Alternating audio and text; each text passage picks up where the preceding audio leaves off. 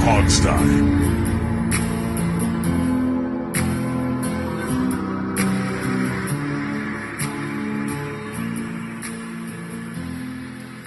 Hey everybody, and welcome to another episode of the Hogstye. This is Alex. I am back from my vacation finally. I am rested and recharged, and it is a good thing because training camp is starting for the Washington football team. WFT. I still am not used to that, man. I guarantee you, folks, I'm going to slip up at least 10 times an episode for at least the first year. That's my prediction. Redskins. Yeah, exactly. I'm going to screw it up. It's hard not to say it. I mean, we have to do it because that's the team is. That's yeah. They're changing. But... We're going to try, but we will fail, and that's okay. Just accept sometimes it might even be intentionally. Sometimes, yeah, sure. But we got a show for you today. A lot of stuff going on. There were a lot of interviews with position coaches that happened this week. Training camp is starting. That was Steve you heard with me, and Rob is here, of course. Guys, I hope you had a good week and busy weekend for all of us, I know, for different reasons. Steve was traveling. Rob, you've been working. I was making paella at my mom's house. I don't know. That's probably the easiest of all of our weekends. I was most upset that I missed Clayton Kershaw's season debut today. Yeah. 6 innings, 3 hits. Baseball is back. We have real sports. Yeah. Football coming. Clayton. Baseball, hockey, and the NBA are back. So that's worth something. Thank goodness. Guys, let us. We didn't really come up with an order, so I'm just gonna freestyle this order. Guys are coming off the PUP list, and there's 2 big names on the offense that guys who had injuries last year that they're saying are healthy now, and that is Alex Smith and Bryce Love. And it's Rob's already shaking his head. No, not confident in that Alex Smith thing, or not confident in Bryce. Let's be clear. First of all, Alex is on the PUP list. Oh, sorry, he's on the PUP list, but they're saying he's cleared, he's healthy, and he couldn't be able to play, all that kind of stuff. Right. So, I'm more excited about the Bryce Love news, but Smith has been the bigger story this week. I think just, quarterback, right? You got to always focus on the quarterback, and he's probably making more money than anyone else right now on the team. So let's do Smith real quick, but I want to talk about Love more. Smith is back. We all know how bad that leg injury of his was. I'm still amazed he didn't lose the leg. With what we saw. What do they do with him? I mean, he's going to be on PUP, like you said, but where does his career go from here at this point? Good question. Yeah. What do you think? Well, first of all, I would like to say that it was a horrific injury. I'm so freaking glad to see him back to full strength, able to walk, able to do everything. Yeah, able to walk, that had to be a hard journey, to recover from that injury. I do want to say that I don't believe Alex has the right people in his life, because if I'm his agent or somebody close to him, I'm like, dude, they still owe you what they owe, $70 million or something like that? Well, 32 on the cap. I think the total contract was 70, 80 million or something. Hold on. So his total deal, including the first year that was on the trade year, was $94 million. Right. He had $71 million guaranteed. His cap hit this year is $21.4. The guaranteed at signing portion was $55. So if he retired today, there's a small part that the Redskins could ask to be paid back. But it's something like $32 million would be his cap hit right now. Come on, man. Well, his cap hit right now is $21.4 million. I meant if he left. What I'm getting at is, you've made a lot of money, Alex. Yeah, right. You've had a very good career. You turned it around. People thought you were a bust. You shedded that negative connotation, and you went and you balled out, and you had a good career, man. Just call it. Right.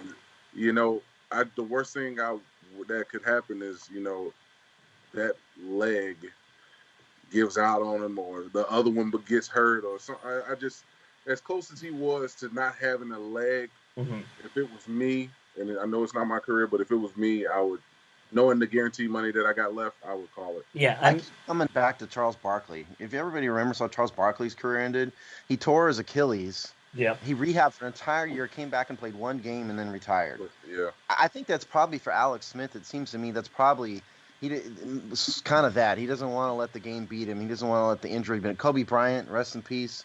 Same thing. Came back from an Achilles. He didn't need that. He had all the money in the world. Didn't want to let the injury beat him. So my guess is that Alex has some of that in him. He wants to come back and prove to himself that this injury isn't going to be the end of him. Right. I bet you that's probably what's going through his head. And I can somewhat sympathize with that or empathize with that, because not going out how you want it to go out is huge. Like, to me, when I went out with the injury that I had, I don't know, it's almost like somebody died. Like, you grieve your career and how it ended. Because you think to yourself, it wasn't because I wasn't good enough.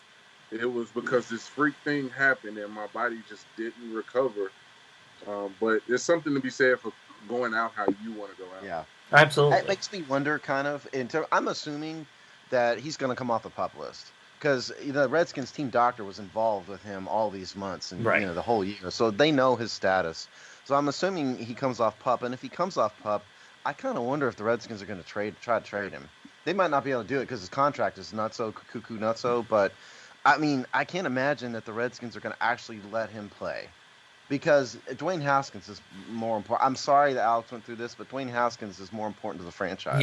Yeah, you got to stick with the young guy at this point. Part of me says, if Alex wants to play, find some quarterback desperate team and try to trade him for a song and let him go. The problem is there aren't really many quarterback desperate teams at this point. Everyone's kind of settled in. Somebody's going to break a leg. Sure.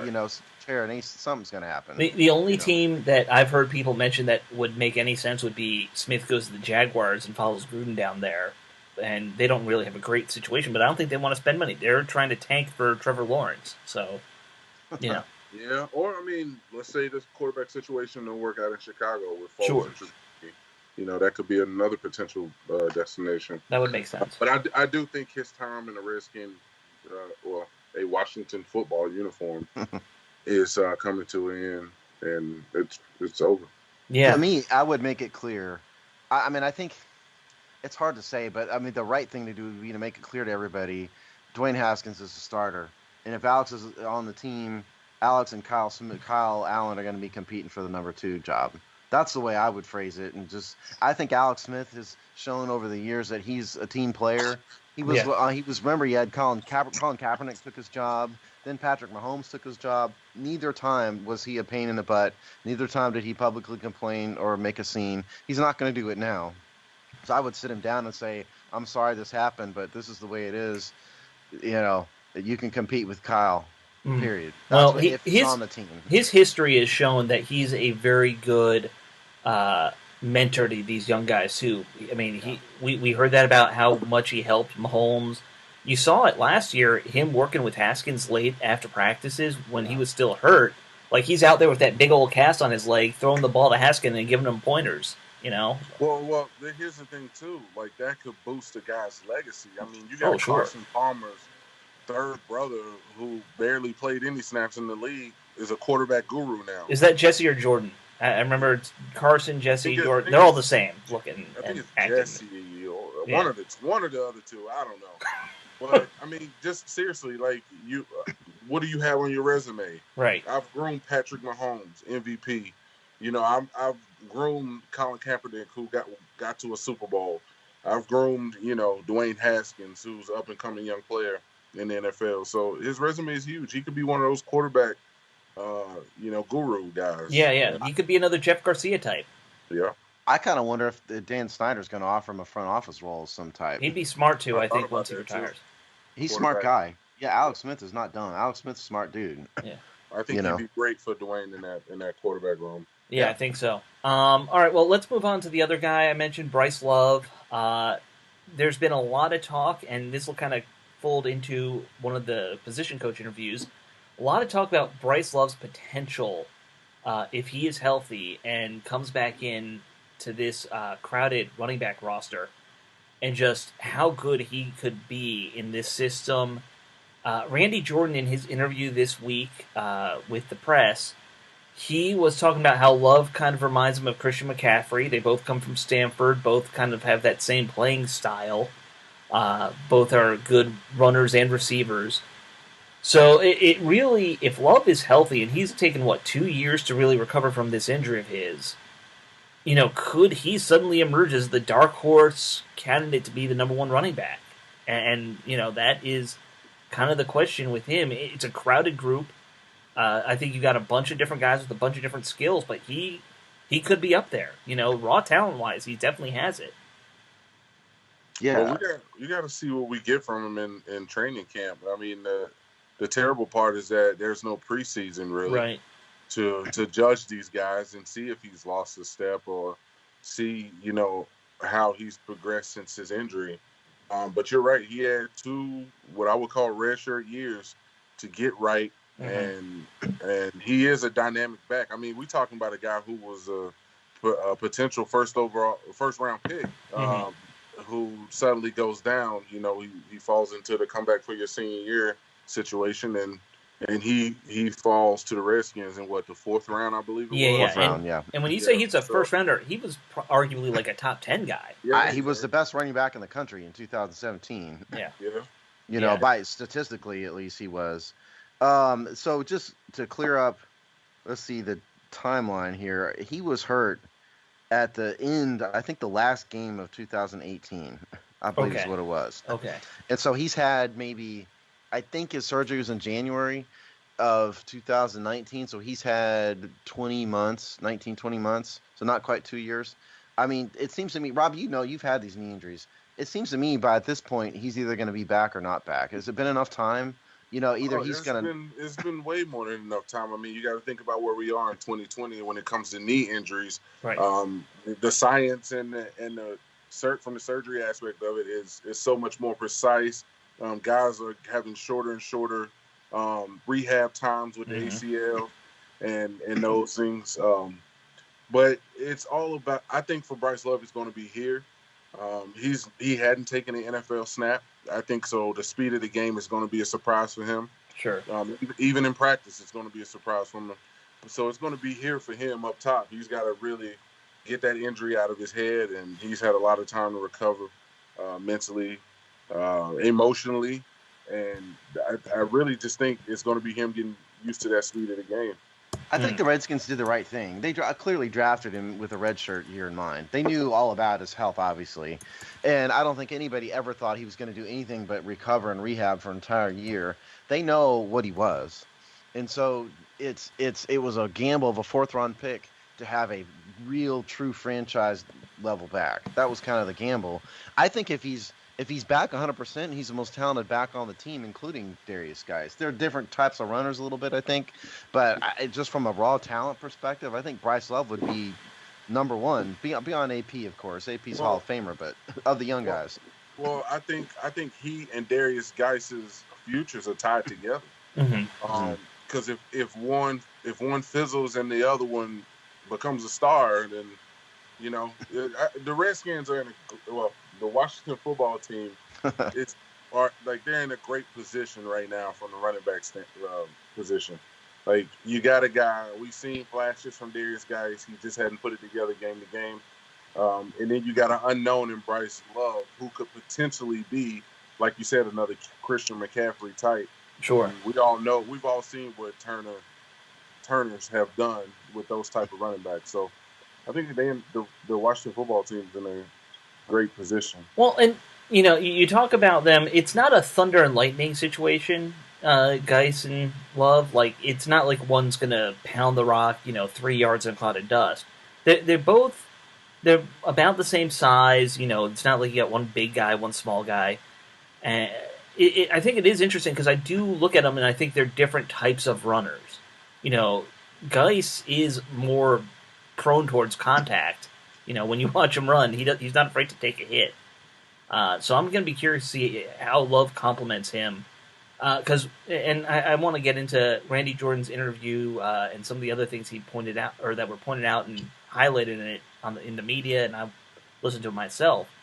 One of the things he was really big on with the new system is, instead of what Jay did, which was have every type of running play out there, and every guy has to learn everything, they're trying to tailor each back's game plan and the types of runs that they do.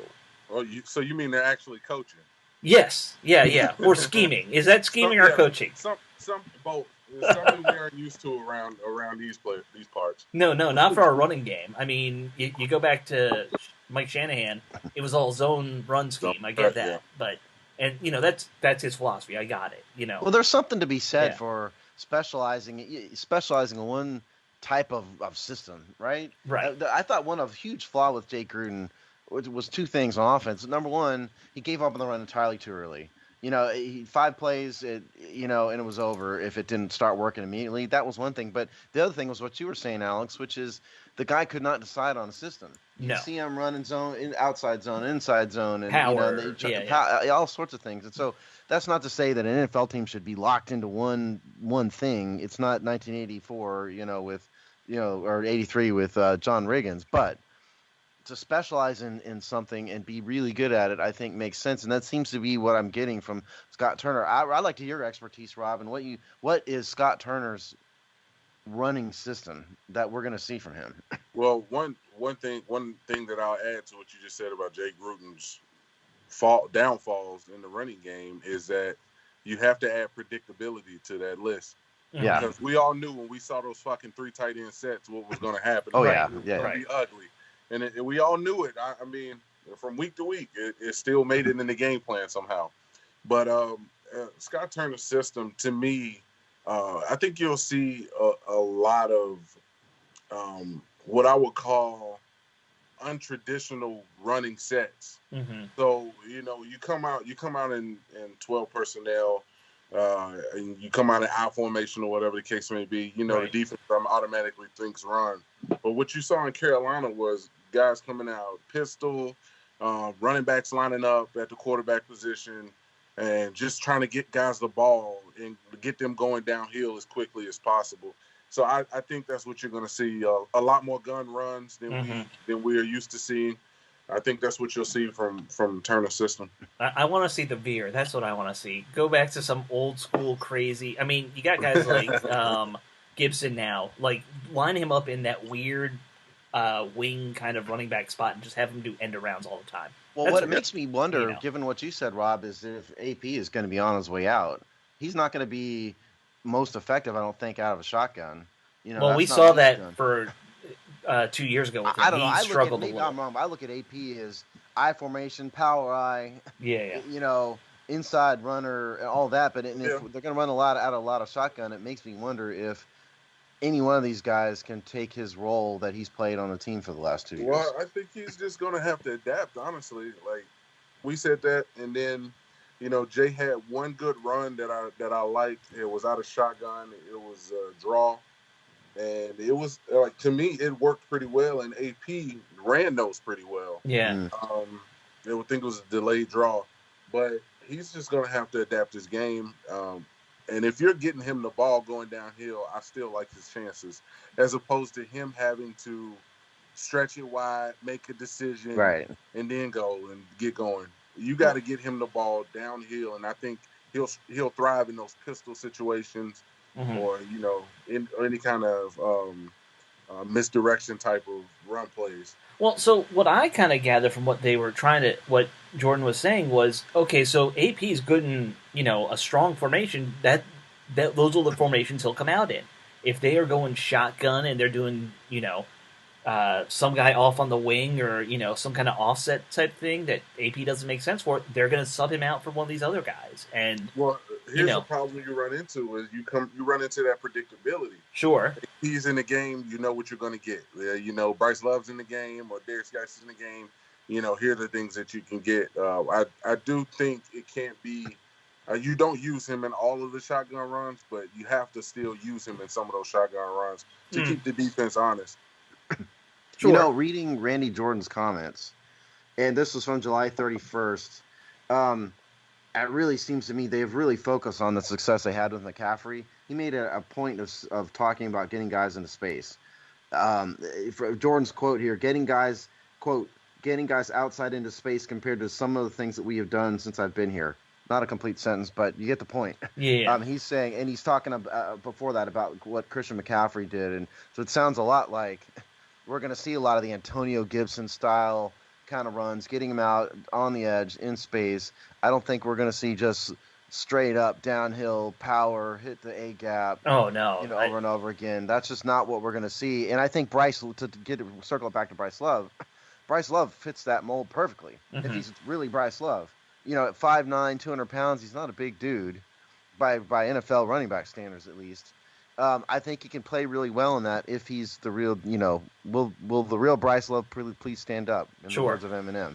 Sure. The other thing he said about Gibson that I thought was interesting, to talk about Gibson for a second, was that when they're going over assignments and things like that and, reviewing plays, Gibson is always focused on the F receiver and what that guy's doing because, and this is going to be the interesting thing to watch, Gibson, as much as they talk about him as a running back, he really only had 33 runs in college. He's not a running back. He's a receiver. Why, and I respect guys like Manny, Benton. I respect guys like that, but for him to say RB1, I'm like, we do this every year, man. No. We take something and we just freaking run with it, and, let's not do that here. No. Gibson is talented. I expect to see him on some jet sweeps and some, fly motions and the misdirection, end around type of plays. But to say he's RB1 right now, just stop.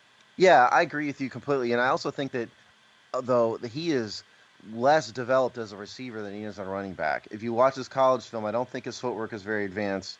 I don't think he's got the athletic ability, obviously, but I don't think he uses his body very well. I don't think his footwork lends itself to separation very well because he hasn't really learned that yet. I don't think he's not very experienced. He's all about athleticism, and that's how he's getting open. So I don't think he's a wide receiver one particularly either. I think he's truly a weapon. Like you said, the jet sweeps, that kind of, you throw him on a fly route where he doesn't have to be Larry Fitzgerald. He just needs to run by a guy, and use his body and all of that. So I don't think he's kind of a number one anything. I think he could be a modern day Brian Mitchell.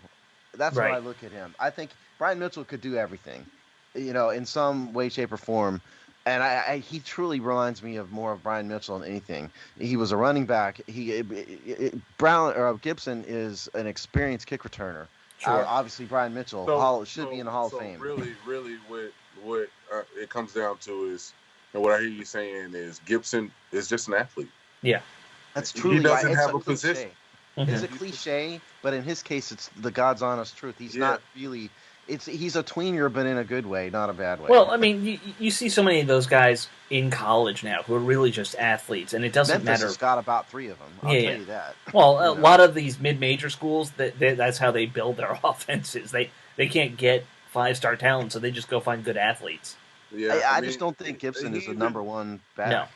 Yeah, he's definitely not. I mean, but he has the explosiveness. He's a definite home. He can be a home run hitter. I mean, the guy's played quarterback, receiver. He's been any and everywhere. So I think it's just another weapon to make defenses go, why is he in the game? Yeah. Right. What is he I doing? think he's kind of the yin to Steven Sims' yang a little bit, because Sims can fill that role a little bit, but he's definitely not an inside runner. That's not what Sims is at all. No. I think I think Sims is a little bit more wide receiver oriented, and Gibson is probably a little bit more running back oriented, if you will. But they could do the same plays. That's the point. Having the two of those guys on the field at the same time, what do you do, and what are they going to be doing? Because I think part of the Jay Gruden's problem always is like you said, his offense is so predictable. You knew exactly what was going to happen when Chris Thompson was on the field. Sure. Everybody knew that. And so if you have enough of these guys like the Sims and Gibson, that you can really confuse defenses, I think. So the future is bright if those guys are, if Gibson is legit. If Gibson can get you 50 yards a game, and I don't care how he gets it, running, throwing, catching, that's what he's going to do. He's going to be that guy who, he might not show big on any one stat line, but you'll add up all his stat lines, each week or end of the year, and you'll be like, all right, he got us 1,000 yards. He might have done it in some unusual ways, but that can. It doesn't matter how you get the yards; you just get the yards. In the end, that's what counts. Well, when you think about it, Bryce Love's being in the backfield is really, I think it's just going to be out of him, McKissick, and Barber. Mm-hmm. Those guys are all kind of the same type of back to me. They can catch the ball out of the backfield. Good route runners when they're running back routes. So, and if you like you said about Randy Jordan, he said that the running backs will be running almost every route. So you could see a guy like Bryce Love being, a problem for a linebacker one-on-one on a Mm-hmm. wheel route or an angle route. You know what I mean? So, this is going to hurt McKissick's and Barber's chance to make this team. Yeah, yeah, and Jordan's a veteran coach. Like he didn't. I don't think he skipped any back they have on the roster by not saying like this guy's great. He's going to be great. He'll be a star. Like he got down to like the 8th or 9th guy, and it's like, well, this guy's really showing something. And he could be impressed. You know, so you can't read too much into any one player. But Well, I think I definitely got a hint that he's very excited to see Bryce Love actually do I mean, something. right now there are 7 running backs. If you include Yeah. Antonio Gibson's running back, there's 7 of them. Barber, Josh Ferguson, who everybody's forgotten about. Gibson. I like Ferguson's game. Yeah, okay. And you got guys Love, McKissick, and Peterson. They're not going to keep more than, 4 at No. most? Yeah. So some of these guys are going to be gone. I mean, Gibson's going to be on the team. He's a 3rd-round draft pick, period, at the end. Right. But the rest, I don't think any of the rest of these. Darius Geis is going to be on the team, I suppose. For sure. So those 2 guys are locks. I don't know if any of the rest of these guys are. I mean, you got to think locks. previous administration rule. Sometimes a new coach comes in and he wants his own guys. Well, it's like, Adrian Peterson's 100 years old, and if they kind of have somebody to fill his role, I could see at least the possibility of them letting him go. Bryce Love, we don't know if he's healthy, and then like you said, we've got McKissick and Barber. They kind of do the same thing, and so it's a tough room to predict. It is. Well, I think AP's here. They like his leadership. He's a captain. And you can't cut a Hall of Famer just, I wouldn't. I'm just saying I could see it. Especially coming off of the year. Him and Peyton Barber's game are a little bit alike. So I would definitely take AP over Barber every day of the week, even at his age. So like you said, I would say that AP and Gibson and Geis are a lot. And all those other guys are fighting for that last spot. Yep. Yeah. Yep. And I wouldn't cut. Don't get me wrong. I wouldn't cut Peterson. I'm just saying I could see a universe where that could happen. That's all I'm saying. Sure. I definitely think they need to keep him. He saved this team for 2 straight years. Times. Not only that, I think his leadership and the intangibles that he's passing to Geis are, because he and Geis are like this. So are they? Man, and I just think it's invaluable. I don't think Geis is going to get that anywhere, and it could be what makes or breaks his career. Because what's great about AP is he's one of these guys who's unbelievably hard. Where he's not just a freak of nature; he works unbelievably hard. Yeah, he's like the Kobe Bryant of football. His workouts are ridiculous. Yeah, and so I think that has got to. You would know more than me, Rob, but that's got to rub off on the guys around him. It definitely does. It sets the bar, and you think to yourself when you go in the weight room with him, or he's in there. When you get in there, you're like, damn. Like, I can't work less, any less harder than he would. Like, right. This dude is 86 years old, making me look bad. I mean, we all saw The Last Dance, or and we know stories about these Hall of Famers. Man, the one thing you always hear about them is they're the hardest working guy. So unless your name is Shaquille O'Neal, but that's another story. Maybe Shaq is one of the rare not the best example. Right. But I often wonder, like, if you get into a locker room and you see a Hall of Famer and he's or a true legend on your team, why wouldn't you just do whatever they do? Whenever they clock in, you clock in. Whenever they're working out, you're working. Like, just follow that pattern as best you can. It's not a guarantee, I know, but I think you guys would probably agree with this statement. This is a huge year for guys. Oh yeah. I think it's makes or breaks his career, to be honest. I would agree. This is year 3 of a 4-year deal, and then there's a 5th-year option. But the biggest growth between for players between year 2 and 3. So what you got in year 3, and I think this is a huge year for him. And if I'm him, I appreciate the Redskins I appreciate Washington keeping AP around, but in the back of my mind, I'm like, this is my job. Like Mm-hmm. it's his job to lose, if we're being honest. And we've seen flashes, like I said, but I just think consistency and availability have been his downfall so far. So I'm looking for this to be a great year for him if he can put the pieces together. And given that he has the coaching staff in place for his success, you don't have a predictable run game anymore. You don't have a coach who gives up on the run game anymore. He, Bryce Love, and anybody who makes that team at the running back position should have a tremendous impact on this offense. Yes. It's actually harder than you said because they don't have a fifth-year option on guys. He was a second-round pick. Oh yeah, so, second round. Right. He'd be tagged. He could be tagged, but they could tag him. But I mean, unless he balls out, are they really going to tag him? I mean, and people don't pay running backs. I mean, that's the other thing. Yeah. Don't forget. Right. So I think I like Geis's problem to me has been more availability than anything. Yeah. And he's been pretty good when we've seen him on the field.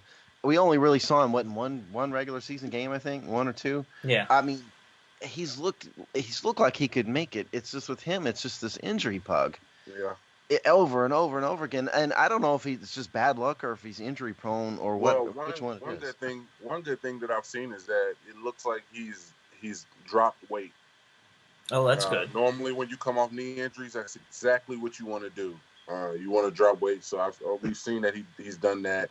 So hopefully that'll go a long way into helping, prolong his career and his availability as well as his production. He might just be one of these guys that, hate to say it just gets hurt a lot. Yeah. He got hurt at LSU a couple times, and now he's hurt again. And at some guys, I guess it's just genetics. You just get hurt. Your body just gets hurt. I don't know what to say. I want to see him succeed.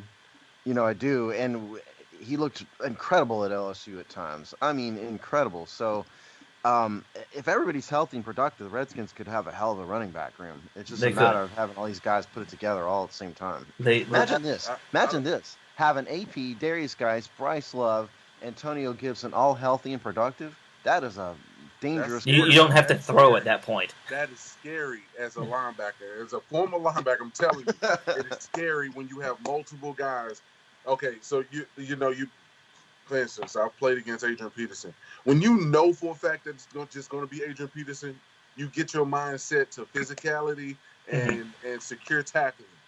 When it's AP, when it's a shifty running back, and there's a speed guy, your mind is just all over the place. You really got to pay attention who's in the backfield. In that split second that you think to yourself, I got to focus on who's in the backfield, that's when you're less productive in pass coverage.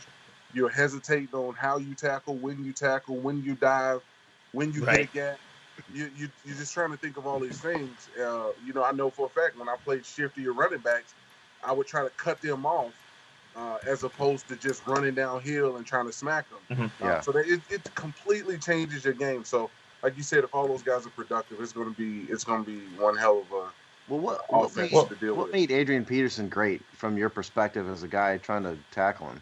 Well, here's the thing about AP is that you could hit him and you could wrap him up. To me, that wasn't the hard part. The hard part wasn't getting to him and wrapping him up. It's a guy that once you wrap him up, he doesn't believe that he's down in his mind. So his feet are studied like going. I compare him to like a horse trying to get out of the blocks. Like as soon as you touch him, he's like just trying to, keep running and get you off. So if you grab him around the waist, you're sliding down to his knees. And then you're letting go because you got to it's just like, and I'll be honest with you, when we played against him, and even in college, our coaches were like, when you get in contact with this guy, when you aim for his hip, you're probably going to hit his knees. So gator roll him. Oh, I forgot. You must have played against him in college too. It's a totally shitty thing to do, and it causes injuries. But we held him to 46 yards on 26 carries, so. It worked. Did something right. Well, okay, so you played against him in college and when he was with the Vikings, right? Yeah. Now, with the Vikings, he didn't have any good backups like you're kind of talking about. Like, that was kind of their failure. It was the AP show. Yeah, there was no one behind him there. If you're talking about here, he could have potentially 3 guys behind him. That's, I don't think people who haven't played football fully understand the value of a running back that keeps his feet moving. Yeah. It is That's how I knew I tremendously was different. never a running back. It's because I could not do that. And when that's something that every running back coach who's ever played football trains. No matter what, do not stop moving your feet. Yeah, And you're telling me AP is a master at that. man, listen, when I say it's difficult, like I said, you hit him in the waist, and then he keeps his feet moving, and he runs already with when he braces for contact, so he runs behind his pads and his knees. So when you hit him, you're going to either hit here or hit him in the knees. And if you hit him in the knees, or you wrap him up around his waist, you slide down, that knee is coming back up to hit you in the helmet. So when you get mad at guys for letting go, or oh, you had him but he let him go, he sucks. No, that's a tough ass tackle, because you getting the knee in the head, like that's a quick blackout right there. The other thing I think about AP is his center of gravity was just so, like when you watch him in those prime years, his center of gravity, when he would do that, he didn't lose balance easily. His balance, that's what I was about to say. His balance was great. Another thing is when you see him round a corner, and I don't know if you've ever seen him do it, but you just got to watch him. He'll take this long gather step. And that in itself makes it hard to tackle him, because even if you get one leg, that other leg is already coming back up and he's stepping out of it. So if you ever watch him run, just watch. He takes a long gather step when he rounds a corner, and then he quickly shoots that other leg up. And then, he's just a tough tackle either way it go. This is called NFL linebacker teaches people who aren't pros all about it. Yeah, when you're cussing at those guys on Sunday, please think about how in the hell it feels to have a knee to the helmet. Well, how's it feel to have a Hall of Famer's knee to your helmet, too? Exactly. That's the other part of it. He'll step out of those tackles. I'm sure that's one thing that even as he ages, he can still do, which is... Well, I think Darius Geis does that pretty well. What you're describing, I saw Darius Geis do at LSU. Yeah. But Geis, I feel like, has a longer stride than AP. A little bit, I don't know. I think AP might have it. It's kind of tough to call. But I think Darius is he's more shifty. Yeah. And he's kind of like a bowling ball, if that makes sense. Yeah. Once he gets going, he's a tough tackle. Yeah, that's what I was talking about with the tackle, and Darius moves his feet really well too. But he's got more momentum. Yeah, that does make sense. We should kind of change gears a little bit here, because we do have a couple other topics to talk about, and we're already halfway through the show. Steve, do you want to do the poll real quick, since training camp's here? Poll. And, we had our weekly poll about people's confidence heading into training camp. Yes, sir. Yeah. Okay, so the poll question this week. What is your confidence level about Washington's 2020 season heading into training camp? The options were sky high confidence, pretty high, meh, or little to no confidence. Those are the options, and I'll just, it was all around the board and comments and votes. So what do you guys think? Rob, what do you think about this poll? I think everybody voted meh. Yeah. Year one of another rebuild. I don't have sure. I'm with you. I think meh too, and yeah. Yeah, listen, meh won 46%. People also just like saying meh. Well, yeah, but to me, let me get through the poll here. Right. Pretty high was number 2, 33%. Little to no confidence at all, 16%. And the Rick Rogers crowd out there, sky high, 5%. I love friend Rick, of ours. but Rick. Well, he was used to be on the show. Yeah. Okay, so in terms of comments, we got a lot of comments here. Matter of fact, Rick did show up. Here's Rick. Rick Rogers' comment. We've never gutted the place until this year, and we have credible coaching with character. I'm excited to see the process. That was Rick's comment. Mikey Football, at Mikey Football, says the shortened preseason and OTAs have dampened my enthusiasm. You and me both, brother. Going to be tough to get out to a good start with everything being new. Hope to see progression from Dwayne. That is Mikey. Gary Rose, pretty high. Not that I think we're going to dominate the division, but they will be improved. I'm hoping they can identify some real strengths to build on. That's fair. If that's your idea of a high expectation, then you're setting your high at meh, in my mind. Yeah, maybe so. That might be true. Yeah. Yeah. Scott Campbell, who I think isn't that one of Yeah, he's our. one of our regular commenters. Yes. Okay, he said the fact that 36% of respondents have faith is a testimony to how easy it is to fool fans. So that was his comment. Um, I would have voted meh. Yeah. I like Ron Rivera as a coach, but just to think about all the strikes against this guy. Sure. You know, we had COVID-19. He hadn't had a single practice. He hasn't even met his players until last week. Well, You know, and then we had this all huge distraction with the franchise and the name change. He's had to deal with it. It's just been one thing after another here with this guy. There's just no way I can be super confident about this season. I mean, I understand all that, and I keep coming back to what Rick said there. Our friend Rich Rogers.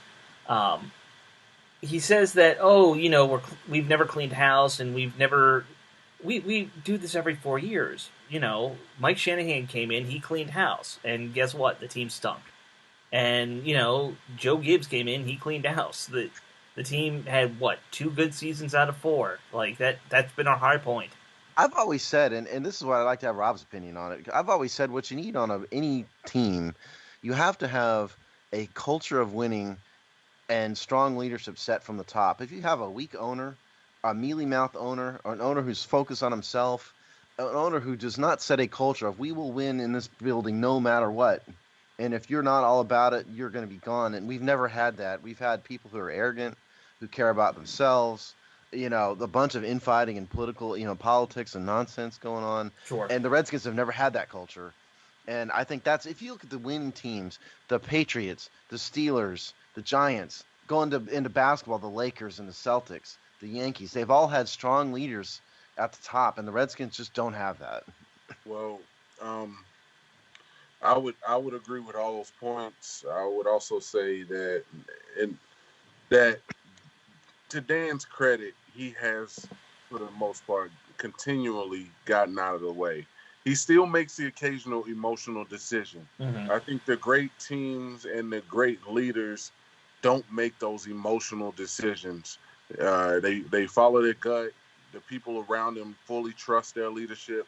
And I think that's what the Redskins have been lacking, or the team has been lacking, is that nobody trusts. There's no trust in the building between the coaches or the players. There was always something between the front office and Dan. Mm-hmm. There was always something that leaked.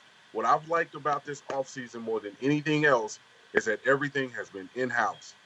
You haven't heard no mealy-moly rumor unless it came from just some reporter trying to make up something. Granted that you did have the issue with the sexual harassment in the workplace, and that also covers decades. That's not this year. But to me, that little the player or the GM that doesn't want to be named, or the player who says something to somebody, you hadn't had all that. Mm-hmm. So to me, that's a testament to Ron Rivera's leadership, and I think Ron Rivera being in the building has directly affected how Dan has looked at this franchise and how he wants to proceed going forward. It affects him, and I think it's rubbing off on him. Now, I just hope it lasts more than a couple seasons, because that's again, I think Mike Shanahan's first year. I think Dan's gonna be. I think Ron's gonna be here for a long time. Honestly. I hope so. I would like to see some. Nothing makes me happier than having a coach, even if Jay was here 5 years. At least that's stability. I can't stand it when you cut your coach after 3 seasons or whatever. I think Ron Rivera strikes me as an utterly no nonsense whatsoever type of dude. Oh yeah, he is not going to put up with. He's a good speaker and at these Zoom meetings and stuff, but it looks the stuff. He just strikes me as a guy who's not going to put up with anything whatsoever, zero. Mm-hmm. And behind closed doors with these players, and he's the guy in charge. He's running the franchise right now, entire building right now, at least from the football's perspective. And I think what you're saying with all these rumors and stuff, I think he's cut that off completely. So he will not. Period. The end. You will not. Rights, you got any complaints? Bring your ass to me. Yeah. That's how we handle this shit. And once you settle that, set that culture that way, the guys buy into it, and then they all become Ron guys or high character guys. And not, like I said, he already has high character guys in that locker room. Thomas Davis. You got most of the Alabama guys are used to a culture of winning, and they want to be the ones to set it. Set that emotion here in Washington. So I think the sky's the limit for those guys. Well, and let's I'm not really forget excited to that see. even at Carolina, they had their ups and downs, but it was mostly injuries and stuff. He dealt Yeah, with some crazy personalities in Carolina. Yeah. he did. Not just Cam Newton either. There were others, there too, that he kept a lid on all of it, and they were at least competitive Yeah. Right. basically every year. And he can do it again here. So I think, you don't know this, Rob, but like Rick Rogers is a huge optimist about every year. He says, the corners turn and Well, everything. he's been a season ticket holder for 20 Yeah, years. and I respect that. I think he may be right. It might not be this year, but we're going to see the foundation of it going forward Mm-hmm. I into agree. next year. I agree. So, I'm going to bring this back to another one of the coaches who did a Zoom meeting or presser this week, and that's Chris Harris, the defensive backs coach, Yeah. who he played for Rivera in Chicago. He's worked for Rivera for a couple years now. He actually said exactly what you said about Rivera, which I thought was interesting, that Rivera is no nonsense, that he comes into every relationship demanding some respect from you, but that at the same time he is still very much an open door policy players coach type coach. I've got the quote. You want to hear it? Yeah, you have the quote. Yeah, I have it. So it's really long, but I'll just read kind of the pertinent part here. He, meaning Rivera, was a guy that always demanded respect from the locker room. Let me start over. I screwed this up. He was a guy that demanded respect from the room, and he had respect of all the single guys, not only on the defense, but the entire team because of the way he carries himself. You're going to know exactly what's expected is one thing I like about Ron. He's not going to sugarcoat anything. He's going to tell you exactly how it is. This is the right way. This is the wrong way, and we're going to do things the right way around here. It goes on, but that's the tone of it, and that's what he's kind of saying. What we're all saying about Rivera, Right. and But he does obviously definitely mention something about how he has a very much an open door policy for his players, which, as I understand it, a lot of coaches don't, which puzzles me. Like I feel like Well. Here's the thing. They do, but there's always BS behind it. So Zorn was one of those guys. You did feel like you could talk to him about any and everything, and in most cases, guys did. But it always bit the player in the ass in some kind of way, whether it was contracts, whether it was being released, whether it was playing time. It always bit you in the ass in some kind of way because they felt like you weren't focused on football.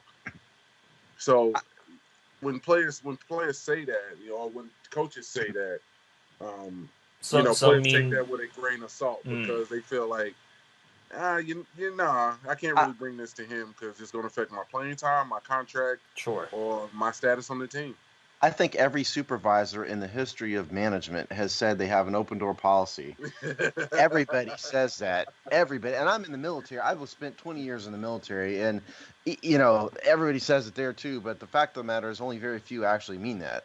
And I think to a certain extent, you have to have some controls. You ought to not be able to necessarily, if you're a running back, skip Randy Jordan and go complain about Randy Jordan to Ron Rivera without at least talking to Jordan first. That's number one. That's called being a man. Face up and talk to the man first.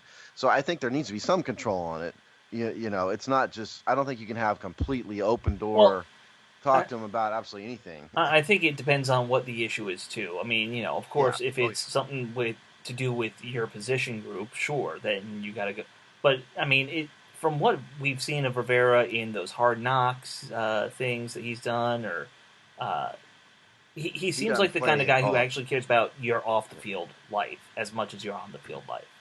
But yeah, then the two go hand in hand. They go. They really do go hand in hand. That's true with. Shit is good at home. That's with everything. If shit is good at home, then you're going to work hard. You're not going to be as distracted. I don't care if you're an NFL player or if you're a janitor. I think that's very true for all of us. Guess what? If you have a newborn kid, you're not going to be as good at your job because your kid's probably keeping you awake at all hours of the night, and you got to account for that as a manager. And teammates have to kind of cut you some slack at times. This is a little bit out of left field, but as long as we're talking about Chris Harris's comments, sure. They asked him about Kendall Fuller.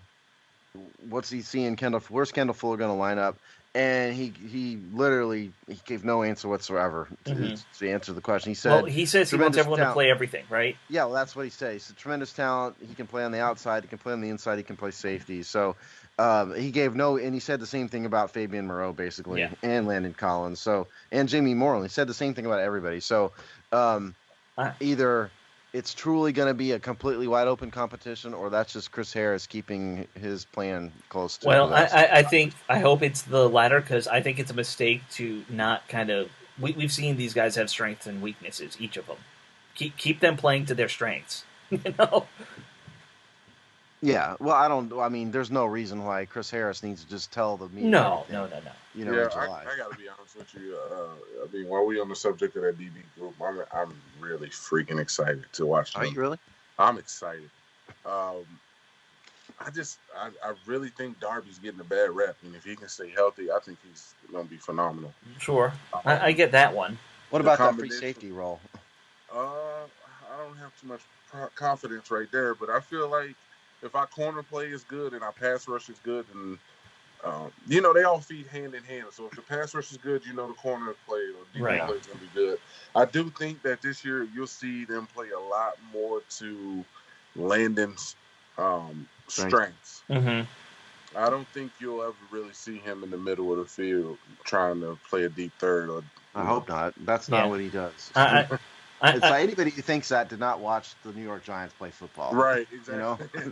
What I want Ron Rivera to do is go watch tape of his Bears teams back in the 80s and just say, oh, we used a 46 safety. That's kind of what Landon Collins does. He is a 46, yeah. I wouldn't be mad if they lined him up at linebacker in certain sub packages. Well, I mean, that's what a 46 kind of does, right? I think you put 15 pounds on Landon Collins and he is a full linebacker. I would agree with that. Yeah.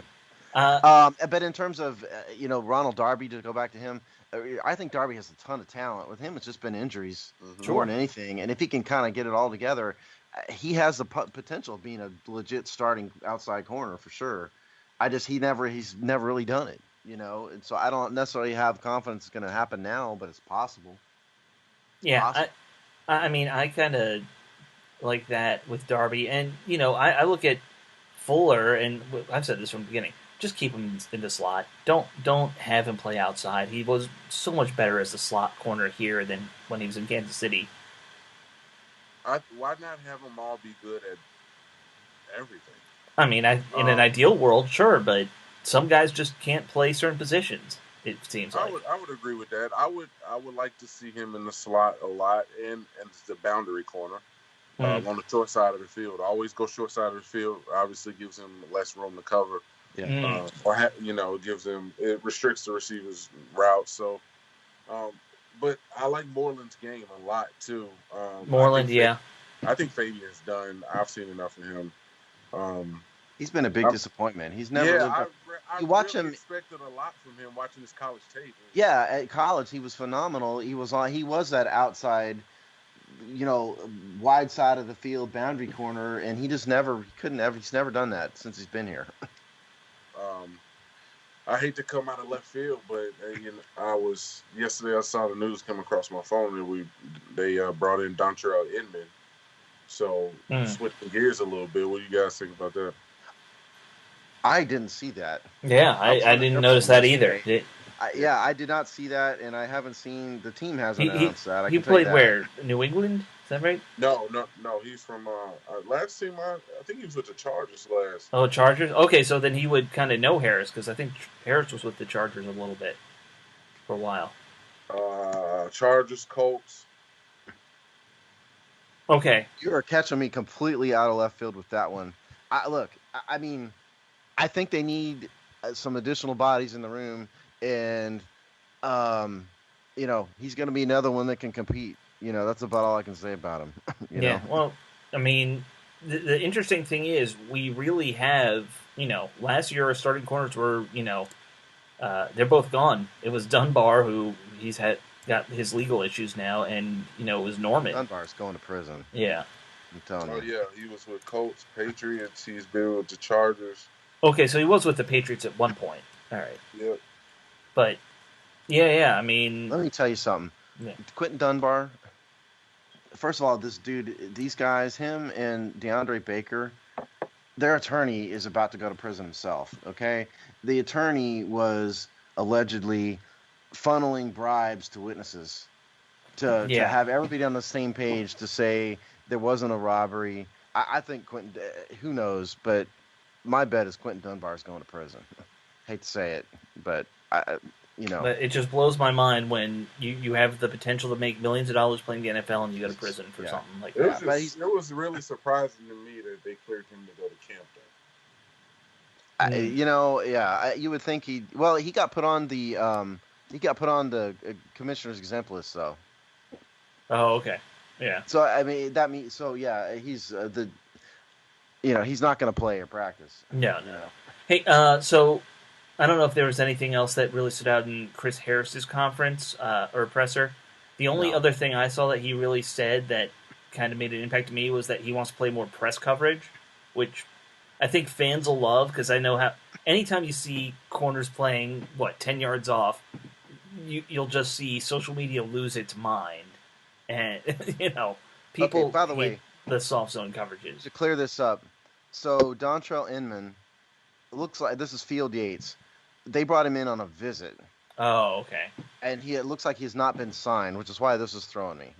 So I don't know if they're gonna sign him, but he did a free agent visit, and that was reported this afternoon.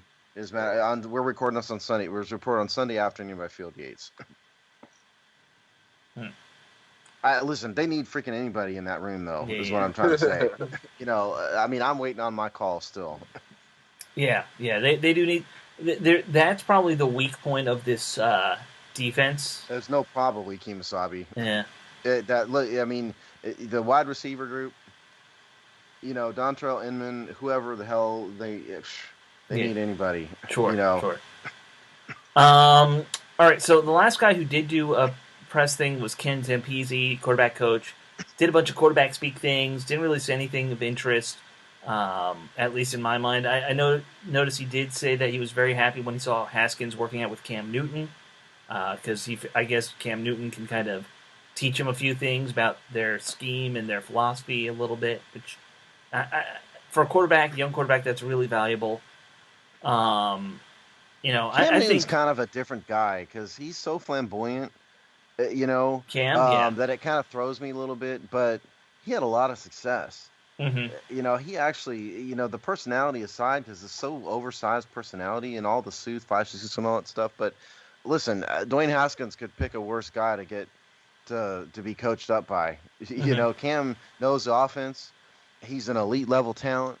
I don't want Dwayne running like Cam runs because he's going to get hurt. No, but no one wants that. And I think there's limitations in Cam's passing game for sure, but there's nobody better to teach him that offense. That's for sure. Oh yeah.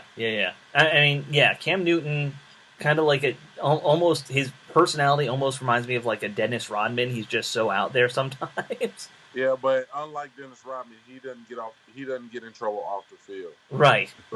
That's very true. People are pissed at Cam. I'm like, you got to deal with it. Well, Rodman gets in trouble now. Oh yeah. Well, Rodman didn't get in trouble while he was playing. He's been in all kinds of trouble. He had a few little things. things. He got in trouble while he was playing. He was doing some shit. Nothing. Practice and all kind of shit. Yeah. The only thing I ever remember Cam doing, and this isn't even his fault, was that he flipped his truck once, and it became a big story. That can happen. I mean, that's a car accident. That's it, man. Like, he does nothing bad off the field. He dresses crazy. That's it.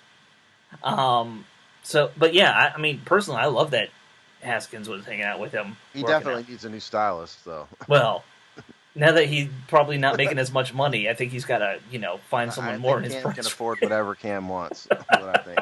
Probably true. He made a lot of money there. I don't think Bill Belichick's going to appreciate it very much. No. Well, I tell you what, Bill was talking very highly of him in that press conference. Well, was he? Yeah. He was to me, really highly of him, and Cam looked like he put on like 10, 15 pounds of muscle. I was always worried if Cam could even throw the ball anymore based on the last time we saw him on the field. But if Belichick's looking to start him, I guess he can, Well, Belichick will just figure out some new offense that only Cam Newton can run, and that'll be that. It'll be, some kind of weird, like, power run formation that's that somehow they didn't figure out in Carolina, and that's what'll happen. Hey, like half the Patriots team is opted out for COVID reasons. Oh, By the yeah. way, Oh, we speaking should of that, mention, speaking of Logan that, Thomas. yeah, Logan Thomas out for, I guess, 2 weeks because he's in the COVID protocol. He Yeah, so doesn't have Logan, it, but I think either someone in his family got it, or we don't really know. I mean, yeah, they the don't tell COVID you the protocol details. is you either tested positive or you were exposed, and you get put on IR. Right. He can come back. He's going to come back from it. He's going to miss a big chunk of training camp, which is unfortunate, but he's going to be back. It's Caleb Brantley that's done for the year. Just to be clear for everybody, it's Caleb Brantley's okay. out for the year. Yeah. Caleb really Brantley, like Caleb in this game. do you? He's opted out under the high risk opt out category, so he's going to make $350,000 this year and get credit for the season towards retirement, and then he'll come back next year. I saw somebody, and this was just some reporter put this out on Twitter, that apparently something like 70% of NFL players technically classify as high risk because, one linemen are all, overweight, so they automatically are. And then I guess just being African American, you're considered higher risk than, white people. So, I don't think anybody knows why that is, though. No, I don't know why that is statistically, either. More African Americans have caught it, but why the hell that is, I don't think anybody knows. No. Well, I mean, I don't think we know enough about this disease yet, so. I agree with that. Yeah. Certainly not on a football podcast. No. You gotta, none of us have a medical degree podcast. No. So. Thank God. Yeah. If we did, why would we be doing this podcast?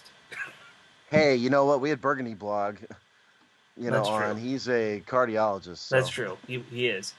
All right. I don't know if there's anything else to really cover in this week's episode. I think that kind of covered everything I had written down. Welcome to the weirdest training camp in ever. Oh yeah. Oh, one fun thing. The new Redskins head of media, Julia Donaldson. Who is that? Who it is?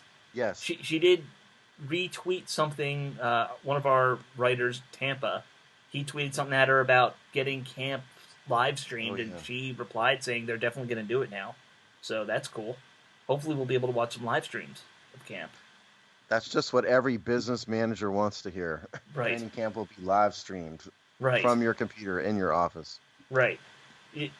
As somebody who deals with bandwidth on a daily basis, yeah, that's going to be great. Go well. Yeah. Well, that should wrap up this week's episode, guys. I'm happy to be back. I'm bummed because I somehow all the time I miss our special teams episodes. Which is your thing. Yeah, which is somehow it always gets scheduled when I'm out of town. Oh, hey, well. Nothing's stopping you from bringing it up. No, that's fine. I listened. It was good. But, folks, thanks so much for listening this week. Hopefully you'll be watching camp online like the rest of us and not doing any real work. Just sitting around in your houses doing nothing because everyone's still working from home. The views of Alex East do not reflect the views of the Hogs.